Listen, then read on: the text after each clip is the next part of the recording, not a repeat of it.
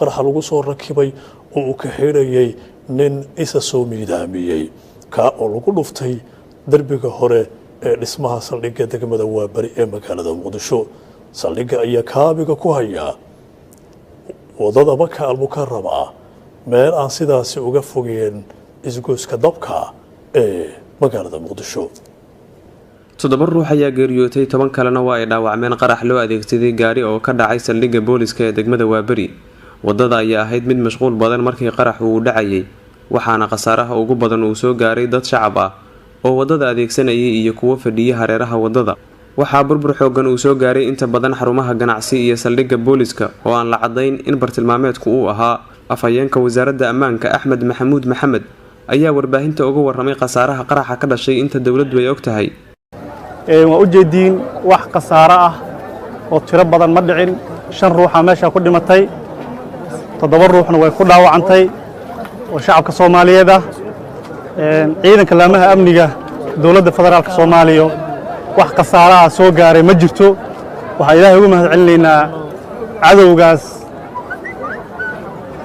taagta daran tabar yareeyay oo hadda ku soo aruursaday inuu dadka shacabka qarxiyo ama khasaaro inuu u geysto damacsanaa. ciidankeena u diyaarsan mar walba inay shacabka badbaadiyaan sida booliska sida nabad sugidda. insha Allah taala mar walbana ciidankeena saas u feejigsan yahay hadduu Ilaahay raali ka noqdo. waxaan leeyahay shacabka degan gobolka Banaadir iyo magaalada Muqdisho, waxaan leeyahay cadowgaas manaxaha ah horarka ah dhibka badan u jeedin maalin walba inuu damacsan yahay inuu khasaaro shacabka Soomaaliyeed inuu u geysto rabo. walaalayaal waxa ogtihiin cadowgaas inay naxin inuu horar yahay in liska celiyo ciidan iyo dawlad iyo shacabba si awood aan iskaga celino. insha Allah taala Ilaahay wuu fashilay qaraxay damacsanayeen in saldhigga khasaaro adag ay u geystaan. Ilaahay waa fashilay wax saldhigga oo jeedin waa duwatay wax khasaaro ah soo gaaray ma jirto. ciidanka lama amniga waxa uu mahadcelinaa codka wasaaradda amniga ku hadlaayo mar walba si u feejigsan yihiin oo cadowga ugu diyaarsan yihiin.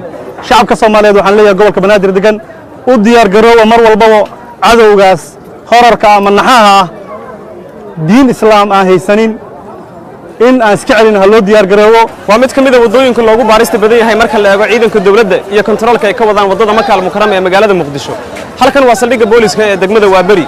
dadku waxay isweydiinayaan cidda fududeysay qaraxa gaariga loo adeegsaday ee ka dhacay saldhiggan. dad badan ayaa ku geeriyooday. Cali Aadan Muumin.